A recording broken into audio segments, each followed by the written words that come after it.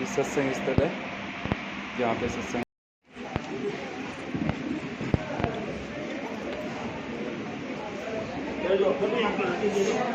तो सबसे पहले परमात्मा के नाम पे जयकारा लगाएंगे। बोलिए परमपिता परमात्मा की, सतगुरु बंदी छोड़ कबीर साहिब की, सतगुरु मदनपति साहिब की, सतगुरु दुल्लमपति साहिब की, सतगुरु राम सेवक साहिब की, सतगुरु वैराग साहिब की, सभी संतों की, सभी भक्तों की, आज के आनंद की, सकल हंस को बंदगी साहेब, बंदगी सतनाम। तो आज परमात्मा की दया अपार है जो हनुमानगढ़ में मूल ज्ञान का सत्संग होने जा रहा है, क्योंकि मूल ज्ञान एक ऐसा ज्ञान है जिसके बिना मुक्ति असंभव है। क्योंकि दुनिया में बहुत से ज्ञान चल रहे हैं, बहुत से गुरु हैं, आप नाम तक नहीं गिन पाओगे उन गुरुओं के, इतने गुरु बन के बैठे हैं। लेकिन कबीर साहब कहते हैं कि गुरु गुरु में भेद है और गुरु गुरु में भाव, सोई गुरु नित बंदी जो शब्द बतावे दाओ। कि बहुत से गुरु बैठे, इसमें कोई शक नहीं है, और वो कुछ ना कुछ ज्ञान लेके बैठे, इसमें भी कोई शक नहीं है। लेकिन हमने परखना है कि जो ज्ञान वो गुरु हमें दे रहा है, क्या वो हमें चाहिए, क्या उससे हमारा कल्याण होगा या नहीं, ये हमने ही परखना है। कोई भी गुरु और कोई भी उन गुरुओं का शिष्य ये कभी नहीं बोलेगा कि मेरा गुरु अधूरा है या हमारा ज्ञान अधूरा है। ये आपने परखना है। जैसे मार्केट में सब्जी बेचने वाले कभी नहीं बोलेंगे कि हमारी सब्जी बासी है, ये आपने परखना है। आपने उठा के देखना है, चेक करना है। आप साबित भी कर दोगे कि ये सब्जी बासी है, फिर भी वो सब्जी वाला आपसे बहस करेगा, अरे नहीं बहन जी बिल्कुल ताजी है। क्यों? क्योंकि वो घर से निकला है सब्जी बेचने के लिए, वापस ले जाने के लिए नहीं। लेकिन जो मूड होगा, जो अनजान होगा, वो उनकी सब्जी खरीद लेगा, वो बासी माल खरीद लेगा। लेकिन जो विवेकी होगा, जो सयाना होगा, वो उसके झांसे में आने वाला नहीं है। तो इसीलिए कबीर साहब ने सबसे पहले तो ये बोला कि गुरु तो जरूर धारण करो। जो निगुरे इस दुनिया को छोड़ के जाते हैं वो 1,84 में चले जाते हैं, उनको 1,84 ही मिलती है जो बिना गुरु धारण किए इस दुनिया से चले जाते हैं। और सबसे हैरानी वाली बात है कि जो गुरु धारण नहीं करते वो उन लोगों की पूजा करते हुए सारा जन्म बिता देते हैं जिन्होंने खुद गुरु धारण किया है।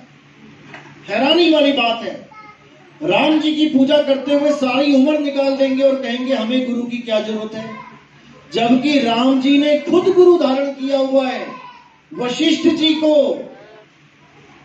और कृष्ण जी की पूजा करने वाले सोचते हैं हमें गुरु की क्या जरूरत है, जबकि कृष्ण जी ने खुद गुरु धारण किया हुआ है संदीपन जी को। तो इतनी बुद्धि नहीं चल पा रही है कि समझ सके कि गुरु की महिमा क्या है। जिनको भगवान मान के पूजते हैं वो भगवान भी गुरु धारण करके ज्ञान प्राप्त करते हैं।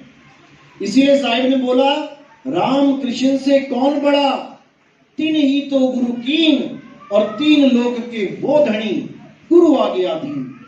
गुरु के आगे वो आधीन हैं, गुरु की सेवा में लगे हुए हैं। लेकिन जो उनके पुजारी हैं वो गुरु की महिमा को नहीं जानते। हैरानी होती है। इसलिए कबीर साहब ने कहा है कि गुरु जरूर करो, बिन गुरु माला फेरते, बिन गुरु देते ज्ञान दान, बिन गुरु दोनों निष्फल है, चाहे पूछो वेद पुराण। बिना गुरु के दान देना, बिना गुरु के माला फेरना, ये निष्फल है, इसमें कोई लाभ नहीं होने वाला। क्योंकि हम कुछ ना कुछ कर तो रहे हैं लेकिन हम सही चीज नहीं कर रहे। आपने मोटरसाइकिल का इंजन बांधना है तो आप एक कारीगर के पास जाते हो, आप कभी खुद से खोल के नहीं बैठ जाते। किसी ने ट्रैक्टर का इंजन बंधवाना है तो खुद से खोल के नहीं बैठ जाता, वो एक मैकेनिक के पास जाता है, क्योंकि वो मैकेनिक एक आम आदमी तो है, लेकिन उसके पास एक ज्ञान है, जिस ज्ञान की वजह से वो खराब हुए इंजन को बिल्कुल सही कर देगा। लोग कहते हैं गुरु धारण करने की क्या जरूरत है? अरे हम भी आदमी, गुरु भी आदमी, पूजा करनी है तो भगवान की करो, गुरु की क्यों कर रहे हो? ऐसा नहीं है। गुरु भले एक आदमी है, लेकिन जो उसके पास ज्ञान है वो तुम्हारे पास नहीं है, इसलिए तुम्हारा कल्याण नहीं हो पा रहा है। इसीलिए कबीर साहब बार बार गुरु की महिमा बता रहे हैं। गुरु बड़े गोविंद से मन में देख विचार, हरि सुमिरे सो वार है और गुरु सुमिरे सो पार। हरि को अगर आप सीधे सिमरण करते हो तो पार है, यानी नदी के पार नहीं जा पाओगे। नदी के पार जाना है तो गुरु धारण करना पड़ेगा। और गुरु क्या सिखाएगा आपको? तैरना। अगर आपने गुरु से तैरना नहीं सीखा तो आप एक छोटी सी नदी तक पार नहीं कर सकते। भव सागर तो बहुत बड़ी बात है, उसके साथ तो सागर जोड़ा गया है, समुंदर, जो हम सोच भी नहीं सकते कि कोई समुद्र को पार कर सकता है। अरे छोटी सी नदी आप पार नहीं कर सकते, नहर पार नहीं कर सकते आप, जिसका आमने सामने छोर दिखाई दे रहा है 50 फुट 60 फुट, वो नहर भी आपको डुबा देगी, क्योंकि आपने तैरना नहीं सीखा। गुरु धारण करने का मतलब ये नहीं है कि गुरु तुम्हारे साथ साथ रहेगा, कि जहां तुम जाओगे गुरु तुम्हारे साथ होगा। जैसे कई कहते हैं गुरु तो अंग संग होता है। अंग संग कैसे होता है हमने ये जानना है। लोग गुरु के शरीर को मान के बैठ जाते हैं कि गुरु का शरीर मेरे अंग संग है, जबकि अंग संग होता है गुरु का ज्ञान। जैसे आपने गुरु से तैरना सीख लिया और चलते चलते कहीं रास्ते में किसी नदी में गिर गए गलती से, तो वो ज्ञान आपके साथ है, आपको डूबने नहीं देगा। ऐसे ही स्कूल लगा लो, स्कूलों में बच्चे पढ़ते हैं, टीचर पूरा जोर लगाता है बच्चों को पढ़ाने में। क्यों लगाता है? क्योंकि उसको पता है कि एग्जामिनेशन हॉल में जब एग्जाम होगा तो मैं अपने चेलों के साथ, अपने शिष्यों के साथ वहां पर नहीं बैठ सकता, इसलिए वो उन बच्चों को मारता भी है, उनको डांटता भी है, ताकि वो उस ज्ञान को समझें, ज्ञान को अर्जित करें। क्योंकि वो टीचर जानता है कि ये बेटा, ये मेरा शिष्य अकेला बैठेगा एग्जामिनेशन हॉल में और ये अपने दम पे पास होगा, लेकिन फिर भी गुरु वहां पर शब्द रूप में उसके साथ होगा। यानी जो गुरु ने शब्द सुनाए हैं, उसको 1 साल तक ज्ञान समझाया है, वो ज्ञान हमेशा शिष्य के साथ होगा। और जो उस ज्ञान को उस एग्जाम में लिखेगा उसी को नंबर मिलेंगे। अगर वो ये लिख दे कि मेरा गुरु तो इस शहर का सबसे अच्छा टीचर है, सबसे नामी गिरामी टीचर है, उसके अपने बहुत से इंस्टीट्यूट चलते हैं, अगर ये सब भी वो लिख के आ जाए एग्जाम में, तब भी नंबर नहीं मिलेंगे, फेल हो जाएगा। जैसे आजकल लोग क्या देखते हैं कि हम तो उस गुरु से नाम लेंगे जिसके बड़े बड़े आश्रम हैं, हम तो उस गुरु से नाम लेंगे जिसके करोड़ों चेले हैं, जिसके विदेशों में बहुत चेले हैं।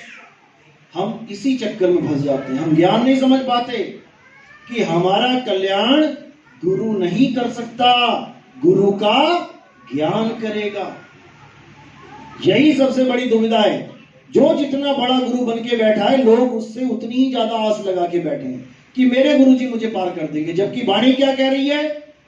सेवा को तो ही भले, एक संत एक राम, राम है दाता मुक्ति का, संत जपावे नाम। वाणी ने बिल्कुल क्लियर कर दिया कि अगर आप किसी गुरु के सहारे बैठे हो कि मेरे गुरुजी मुझे सतलोक ले जाएंगे, मेरे गुरुजी मुझे पार कर देंगे, ऐसा नहीं हो सकता। पार करता है गुरु का ज्ञान। अगर वो ज्ञान सत्य है तो एक आम गुरु भी, जिसको कोई जानता तक नहीं, वो भी आपको पार कर देगा ज्ञान आधार से।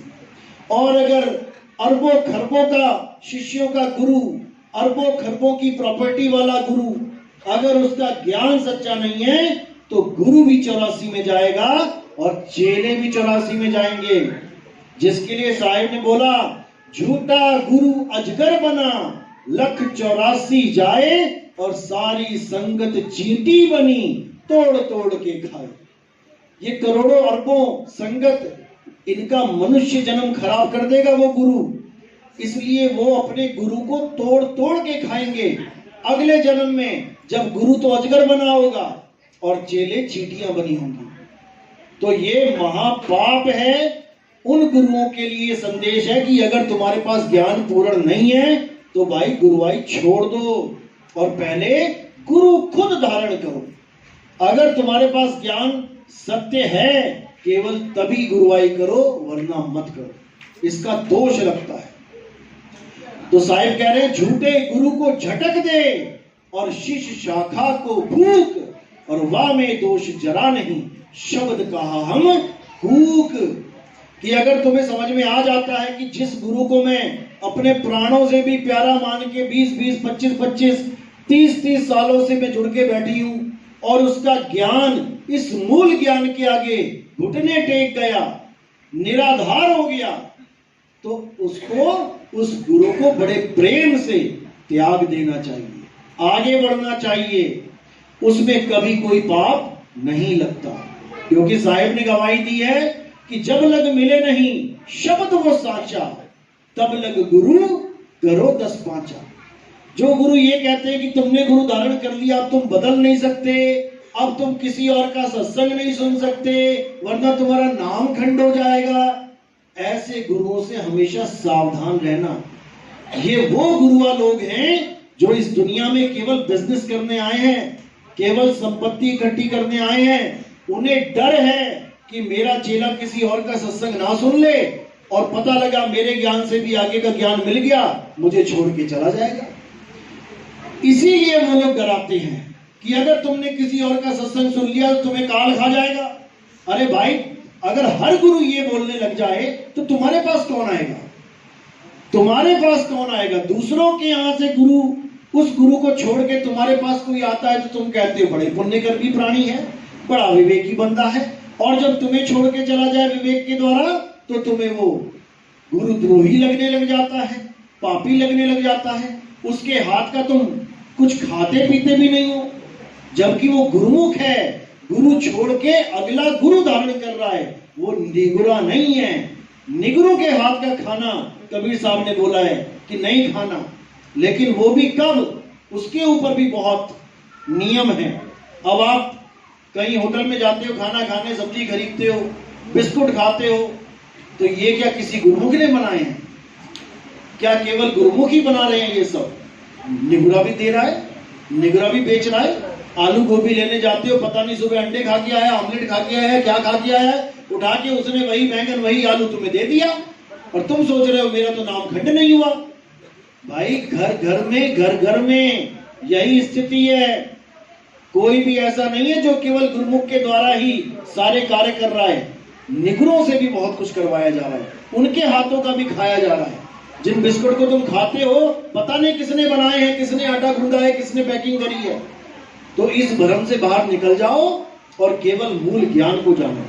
ये वो मूल ज्ञान है जिसके लिए कबीर साहब ने हर जगह संकेत दिए कि इस ज्ञान को छुपा के रखना। धर्मदास क्या बोला उन्होंने बोला, धर्मदास ये जग बौराना, कोई न जाने पद निर्वाणा, यही कारण में कथा पसारा, और इन सब से कहिए राम न्यारा। ये मैंने जो कथा पसारी है उसी एक परमात्मा को जानने के लिए पसारी है, इसी को पवित्र ज्ञान कहते हैं। तो साहिब कह रहे हैं कि धर्मदास मेरी लाख दुहाई, और मूल ज्ञान बाहर ना जाई। पवित्र ज्ञान तुम जग में भाको, मूल ज्ञान गुप्त कर राखो।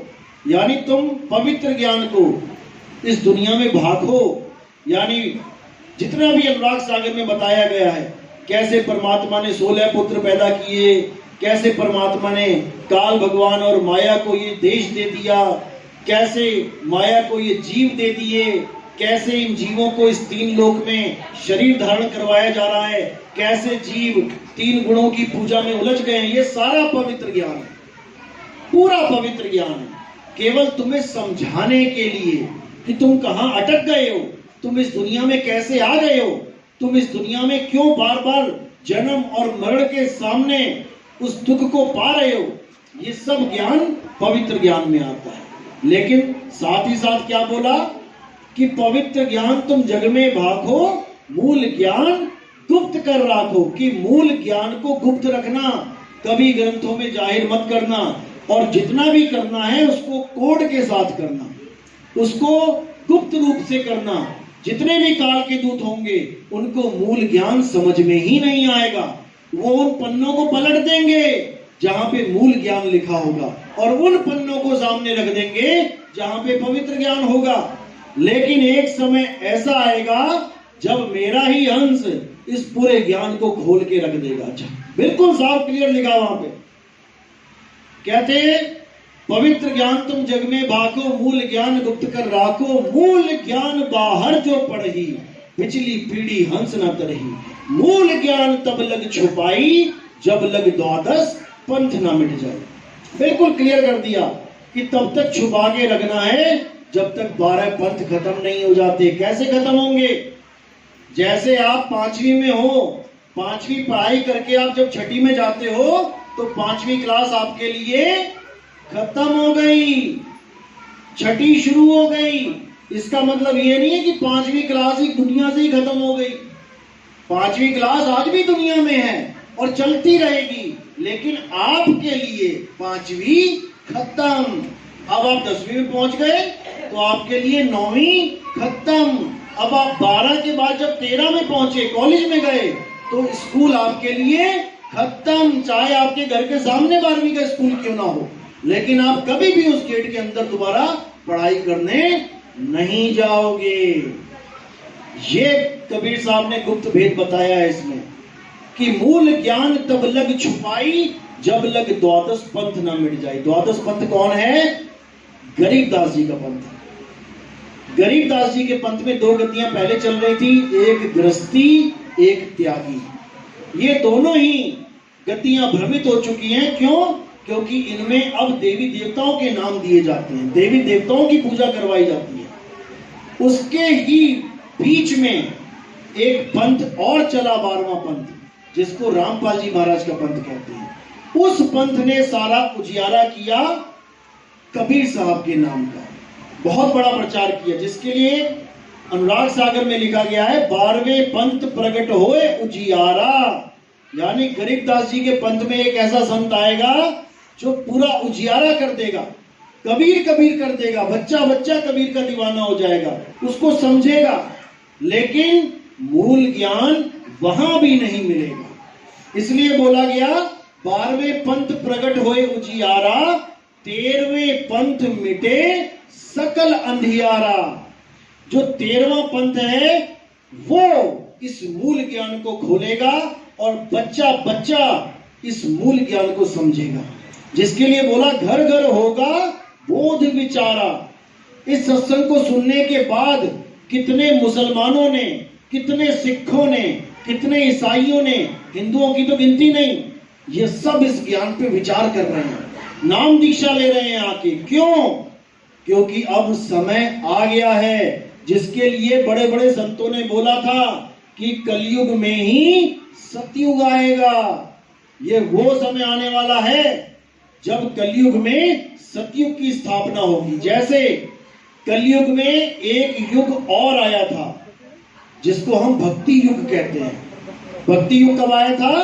आज से 600 साल पहले, जब कबीर साहब इस धरा पे प्रकट हुए थे। अभी परसों मनाए ना कबीर प्रकट दिवस, तो कबीर साहब प्रकट होते हैं, जन्म नहीं लेते, जन्म दिहाड़ा नहीं होता कबीर साहब का।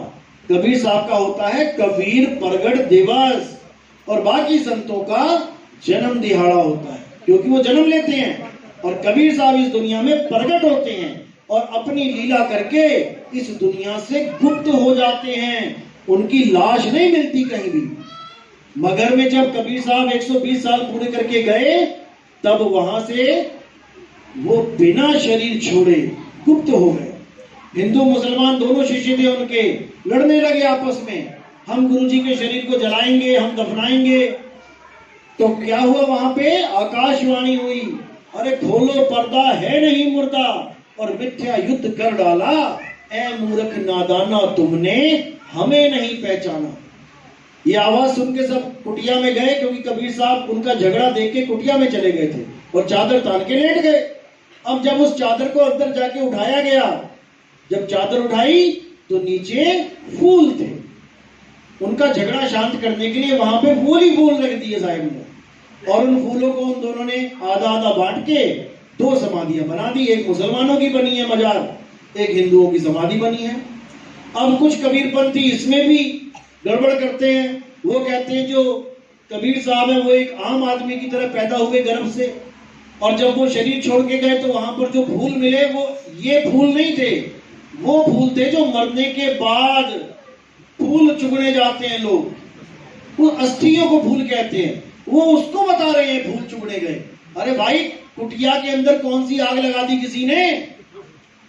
क्या वो कोई शमशान घाट था? उनका आश्रम था वो। कमरे के अंदर कहते हैं फूल मिले, वो वाले फूल थे। बताओ, बाहर झगड़ा हो रहा है, अंदर उनकी आग भी लग गई। अस्थियां भी 2 दिन के बाद, 1 दिन के बाद फूल चुगने जाते हैं, उसी वक्त फूल भी बन गए। ऐसी मोटी बुद्धि हो गई है इन कबीरपंथियों की कि क्या बताया जाए। लेकिन अब समय आ गया भाई, अब सत्य उजागर होगा और घर घर में सत्य का डंका बजेगा। तो इसीलिए कबीर साहब ने कोई कमी नहीं छोड़ी है, अपने ग्रंथों में एक एक सत्य उन्होंने गुप्त रूप में लिख रखा है। और साथ में यह भी बोल दिया है कि मेरी वाणी पढ़ पढ़ के बहुत से गुरु बन के बैठ जाएंगे, बहुत से गुरुवाई करेंगे। मैंने पत्थरों का खंडन किया है, मैंने मूर्तियों का खंडन किया है, और ये गुरुआ लोग तुम लोगों से मूर्ति ही पुजवाएंगे, मेरे नाम के मंदिर बनवाएंगे, जबकि मैंने ही इस दुनिया में आके मंदिरों का, पत्थरों का खंडन किया है। अरे पाथर पूजे हरि मिले तो मैं पूजूं पहाड़, और उससे ये चाकी भली जो पीस खाए संसार। दोहे यही बोलेंगे लेकिन तुमसे पत्थर ही पुजवाएंगे। ऐसे कबीरपंथियों से सावधान रहना है। बड़े बड़े गुरु बन के बैठे हुए हैं लेकिन इनसे पत्थर नहीं छूट रहा है। क्यों? क्योंकि इनके पास कबीर है ही नहीं, इनको उस कबीर का ज्ञान है ही नहीं, इसलिए ये पत्थर पूज रहे हैं। यही भेद है। क्योंकि कबीर साहब कहते हैं मेरा हंस वो होगा जो मेरा भेद बता देगा कि मैं हूं कहां। जिसको मेरा भेद पता होगा वो कभी सपने में भी पत्थर नहीं पूज सकता। नहीं तो क्या कमी थी हिंदू धर्म में? राम जी की पत्थर की मूर्ति पूजते थे, कृष्ण जी की, विष्णु जी की पूजते थे। क्यों कबीर साहब ने खंडन कर दिया? क्योंकि वो लोग राम और कृष्ण को जानते नहीं हैं। वो ये नहीं समझ पा रहे कि राम जी हैं क्या, कृष्ण जी है क्या। वो कृष्ण जी को शरीर मान बैठे हैं, वो राम जी को शरीर मान बैठे हैं, और शरीरों के आधार पे ही मूर्तियां बनती हैं। कृष्ण जी ने कह कह के थक गए गीता में कि हे अर्जुन, तू और मैं ये शरीर नहीं है, शरीर तो आत्मा के कपड़े हैं, असल में तुम और मैं आत्मा हैं। और ये जितने राजा महाराजा, अध्याय 2 पढ़ो, कहते हैं जितने राजा महाराजा सामने दिखाई दे रहे हैं, ऐसा कोई समय नहीं था जब ये नहीं थे, और ऐसा कोई समय नहीं आएगा जब ये नहीं होंगे। तो इसी को समझना है। कैसे नहीं होंगे? कब नहीं थे? क्या युधिष्ठिर सतयुग में था? क्या शकुनी मामा त्रेता युग में था? नहीं थे। तो फिर कौन सा स्वरूप है जिसके लिए बोला जा रहा है कि वो ऐसा कोई समय नहीं था जब वो नहीं थे? वो है हमारा आत्म स्वरूप। यानी ऐसा कोई समय नहीं था जब मैं नहीं था, तुम नहीं थे, ये राजा महाराजा नहीं थे। यानी आत्म स्वरूप में हम सब सदा विद्यमान रहते हैं। हमें कोई शस्त्र काट नहीं सकता, हमें कोई अग्नि जला नहीं सकती, हमें कोई वायु सुखा नहीं सकती, हमें कोई जल भिगो नहीं सकता। किस रूप में? आत्म स्वरूप में। लेकिन जब हम अपने आप को शरीर मान लेते हैं तो फिर हमें चाकू काट भी सकता है, गोली लग भी सकती है, आग जला भी सकती है, पानी गला भी सकता है, वायु सुखा भी सकती है, अगर हम अपने आप को शरीर माने तो। लेकिन शरीर तो हम हैं ही नहीं, शरीर तो हमने धारण किया है। धारण का मतलब क्या होता है? जैसे एक आम आदमी बैठा है, अभी पता लगा बाहर लड़ाई हो गई, अब वो क्या करेगा? अस्त्र शस्त्र धारण कर लेगा। एक लाठी ले ली हाथ में, पिस्तौल ले ली हाथ में, बंदूक ले ली, अब वो उसने धारण किया है। लड़ाई खत्म होने के बाद वो उन चीजों को फिर नीचे रख देगा, यानी वो कुछ समय के लिए आपके हाथ में था। ऐसे ही आपने अब ये शरीर धारण किया है। धारण किया है यानी आपने उसको पहन लिया शरीर को। कहां पहना? कहां पहनते हैं हम शरीर को? माता के गर्भ में। किसी ने लड़की का शरीर पहन लिया, किसी ने लड़के का शरीर पहन लिया। अब लड़की अपने आप को लड़की समझ रही है और लड़के का शरीर जिसने पहना वो अपने आप को लड़का समझ रहा है, जबकि आप लड़का और लड़की नहीं हो, आप पुरुष और स्त्री नहीं हो, आप हो आत्मा। तो इसी आत्मा का ज्ञान गीता में बताया गया, लेकिन हमारी समझ में नहीं आया। हमने आत्मा को तो पीछे कर दिया, क्योंकि आत्मा के बारे में हमें पता ही नहीं है, और ना ही जो हमें पूजा पाठ करवा रहे हैं मंदिरों में, ना वो आत्मा के बारे में कुछ जानते हैं। अब आत्मा का तो ज्ञान कर दिया बिल्कुल जीरो, अब शरीरों का ज्ञान पकड़ लिया कि बेटा पूजा करनी है तो कृष्ण जी के शरीर की पूजा कर, कृष्ण के साथ राम जी की पूजा कर, राम जी के साथ हनुमान जी की पूजा कर, हनुमान जी के साथ माता की पूजा कर। यानी जो आत्म ज्ञान था, जो गीता का सार था, उसको तो कर दिया पीछे और शरीरों को कर दिया आगे। अब असली में जो शरीर है राम जी का, अगर वो होता यहाँ पे तब भी उसको माथा टेकते समझ में आ जाता कि भैया बड़े बड़े राक्षसों को मारा, उनके पैर छू लेते हैं, या गुरुजी आए हैं जीवित हैं ज्ञान दे रहे हैं, चलो उनके पैर छू लेते हैं। ये तो समझ में आता है कि किसी ने सत्य को छोड़ के असत्य के भी पैर छुए तो कम से कम वो चल तो रहा है ना असत्य। यानी अगर असली नोट की जगह कोई नकली नोट मार्केट में चला रहा है तो भले वो नकली है लेकिन चल तो रहा है। कभी ना कभी तो आपके भी हाथ में आ गया होगा नकली नोट, क्योंकि चल गया वो। लेकिन अगर कोई उस 2000 के नोट की फोटोकॉपी चलाने लग जाए, उस 2000 की एक इधर से फोटोकॉपी करवाई, एक इधर से फोटोकॉपी करवाई, वो चलेगा क्या? नहीं चलेगा। तो फोटोकॉपी क्या है कि शरीर का भी एक डुप्लीकेट बना दिया, मूर्ति जो हिले ना डुले ना बोले ना खाए ना पिए, वो मार्केट में चल रहा है। सबसे बड़ी हैरानी ये है। राम जी आए, हमें कोई प्रॉब्लम नहीं है, राम के पैर छुओ। कृष्ण जी आए, कृष्ण जी के पैर छुओ। हनुमान जी आए, हनुमान जी के पैर छुओ। लेकिन राम जी की मूर्ति, कृष्ण जी की मूर्ति, हनुमान जी की मूर्ति, कबीर साहब की मूर्ति, संतों की मूर्ति, अगर आप उसकी मूर्ति की पूजा कर रहे हैं तो कबीर साहब उस पूजा का खंडन करते हैं।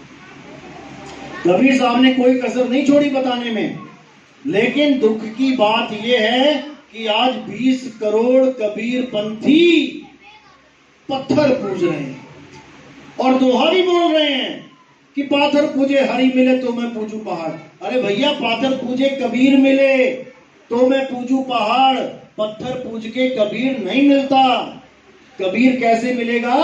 कबीर को जानना पड़ेगा कि कबीर है क्या। अरे मुख से कहे कबीर कबीर तो ना कटे काल की पीर, नाम हमारा सब जग लेता, भेद हमारा कोई न कहता, मेरा भेद पावेगा सोई जिसका सतगुरु पूरा होई। जो तो पूर्ण सतगुरु है, जो जानता है कि कबीर क्या है। कबीर यानी आत्मा। कब का केवल नाम है, बप्पा ब्रह्म शरीर, रारा सब में रम रहा, वाको नाम कबीर। असल में कबीर कोई वो नहीं है जो सतलोक में बैठा दिया कि सतलोक में बैठा है कबीर। कबीर है तुम्हारी आत्मा, उस आत्मा को जानो। राम है तुम्हारी आत्मा, कृष्ण है तुम्हारी आत्मा, जिसको बोला राम कबीरा एक हैं, कहन सुनन में दो, और दो करके वो जानते जिन्हें सतगुरु मिलाना हो। अगर राम और कबीर के शरीर को देखोगे तो आपको वो दो दिखाई देंगे। एक ने धनुष बाण पकड़ा होगा, एक टोपी पहन के इशारा करके बैठे हैं सैन, तो उन दोनों के शरीर को देखोगे तो आपको वो दो दिखाई देंगे अलग अलग। लेकिन वो कब दो दिखाई देंगे? जब आपको सतगुरु नहीं मिला होगा, क्योंकि सतगुरु उन दोनों को एक कर देगा। कैसे? आत्म स्वरूप में। आत्म स्वरूप में ना तो कबीर साहब अलग है, ना कृष्ण अलग है, ना आप अलग हो। नहीं कबीर नहीं धर्मदास, अक्षर एक सब घट ही निवास। वाही को सतपुरुष कहिए, आदि अंत अक्षर कह रहिए। उस अक्षर को पकड़ना है आपने, जो ना तो कबीर और ना धर्मदास हैं। वो अक्षर क्या है? वो अक्षर अविनाशी हमारी आत्मा है, हमारा सत्य स्वरूप है। ये जीव आत्मा की बात नहीं कर रहा हूं मैं। जीव आत्मा तो अज्ञानी है, बंधन में है, लेकिन कबीर पंथियों ने इस जीव को ही सर्वे सर्वा मान लिया। और साहिब क्या कह रहे हैं? अरे बहुबंधन में बांधिया एक बेचारा जीव, और क्या बल छूटे आपने जे न छड़ाए पीव। कबीर साहब ने जीव का खंडन किया है। जग में जीव अनंत न जाने पीव को, और बहुत कहा समझाए 84 के जीव को। तो कहां कबीरपंथी जीव को मान के बैठ गए हैं? अब कई कबीरपंथी ब्रह्म को मानते हैं, यानी शिव अवस्था को मानते हैं। कबीर साहब ने उसका भी खंडन किया है। अरे ब्रह्म बड़ा की जहां से आया, और वेद बड़ा की जिन निर्माया। ई मन बड़ा की जही मन माना, राम बड़ा की राम ही जाना। ब्रह्म का भी खंडन कर दिया साहिब ने, जिसके लिए बोला जीव शिव सब प्रगटे, वह ठाकुर वह दास कबीर और जाने नहीं, एक राम नाम की आस। कबीर इनको नहीं जानता, जीव को शिव को हम नहीं मानते, क्योंकि ये दोनों अवस्थाएं बंधन में हैं। अब कौन है जो निर्बंध है? उसको कहते हैं पार ब्रह्म, जिसके लिए नानक साहब कहते हैं ताती वाव न लागई, पार ब्रह्म शरणाई। जो पार ब्रह्म की शरण में आ जाते हैं उनको गर्म हवाएं नहीं लगती। ये बाहर की गर्म हवाएं नहीं, इस गर्म जून की गर्म हवाएं, जिस भट्टी में आपको 9 महीने तक उल्टा लटकाया जाएगा, वहां पर जो गर्मी है, जिसमें आपको तपाया जाएगा, तभी आप ये शरीर धारण कर सकते हो। नहीं तो आप किस रूप में गए हो गर्भ में? बिंद रूप में। बिंद रूप में ना आपके हाथ, ना पैर, ना उंगलियां, ना सिर, ना नाक, ना कुछ। लेकिन जब वो अंदर जाता है गर्भ में तो उसको तपाया जाता है, और तपाने के बाद ये शरीर धारण करके जीव आ जाता है। यही बंधन है। अब अगर आप उस गुरु की शरण में हो जो खुद बंधन में है, यानी खुद 9 महीने उल्टा लटक के आया है, और उसको परमात्मा मानते हो। जैसे कई लोग अपने अपने गुरु को कहते हैं मेरा गुरु तो परमात्मा ही आ गया, यानी उसके शरीर को परमात्मा मान बैठे हैं, तो उनकी मुक्ति नहीं हो सकती। साहिब ने बोला बंदे को बंधा मिला, और छूटे कौन उपाय, और कर सेवा निर्बंध की, वो पल में लेत छुड़ाए। लेकिन निर्बंध है कौन? कोई समझ नहीं पा रहा है। निर्बंध है शब्द गुरु, जो कभी आता और जाता नहीं है। वही तुम्हारा आना और जाना खत्म कर सकता है। तो कहते आवे ना जावे, जन्मे नहीं मरे, सो निज पीव हमारा हो। जो आता जाता नहीं है वही मेरा परमात्मा है, जो आवे और जावे उसको मैं नहीं मानता। अब लोग कहते हैं कबीर साहब भी आते जाते हैं, तो कबीर साहब ने कभी नहीं कहा कि मेरे उस स्वरूप की पूजा करो जो आता और जाता है। कबीर साहब अनघड़ की पूजा करवाते हैं। अरे दास कबीर अनघड़ का चेला, घड़े घाट को ना ध्याता। नहीं समझ में आ रहा लोगों को। सब घड़े घाट को, घड़ा घाट क्या होता है? ये घड़ा हुआ, देखो नाक घड़ दिया, जैसे पेंसिल घड़ते हैं ना, नोक बना देते, देखो नोक बना दी, कान बना दिए, होंठ बना दिए, घड़ा हुआ है।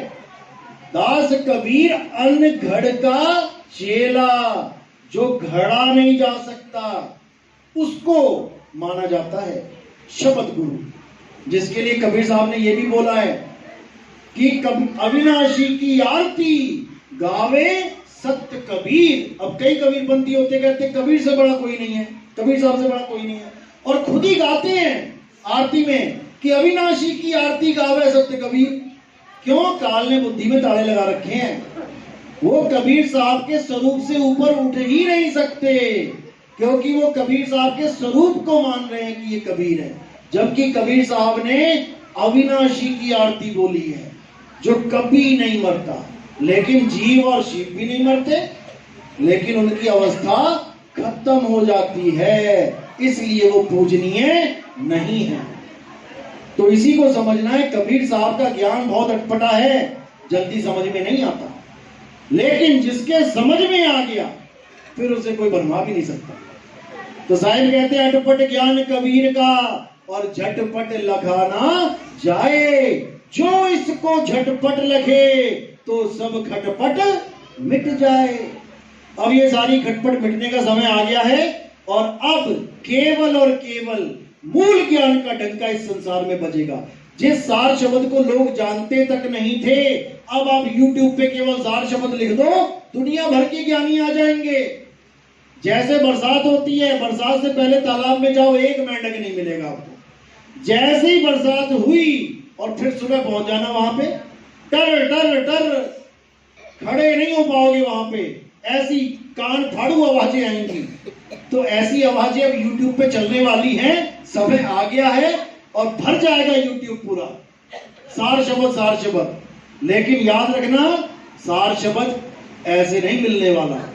सार शब्द का मतलब है तुम्हारा निज स्वरूप। जब तक तुम अपने स्वरूप को सिद्ध नहीं कर लेते, तब तक सार शब्द प्राप्त नहीं होगा। उसके लिए बहुत कुछ करना पड़ता है, और बहुत कुछ करते हुए भी कुछ नहीं करना पड़ता है। सबसे बड़ी दुविधा यह है, करना भी बहुत कुछ है लेकिन करना भी कुछ नहीं है। तो ये भेद होता है, ये तब मिलता है जब कोई भेदी सतगुरु आपके जीवन में आता है और आपको सारे भेदों से रूबरू करवा देता है। तो आज का सत्संग इसी के साथ समाप्त करते हैं। और जो नाम दीक्षा वाले हैं वो हाथ खड़ा करें, जो नाम दीक्षा लेना चाहते हैं, प्रथम दीक्षा। जो हमारे सत्संग सुन रहे हैं, जल्दबाजी में नाम दीक्षा नहीं लेनी है कि आज ही सत्संग सुना आज ही नाम ले लो।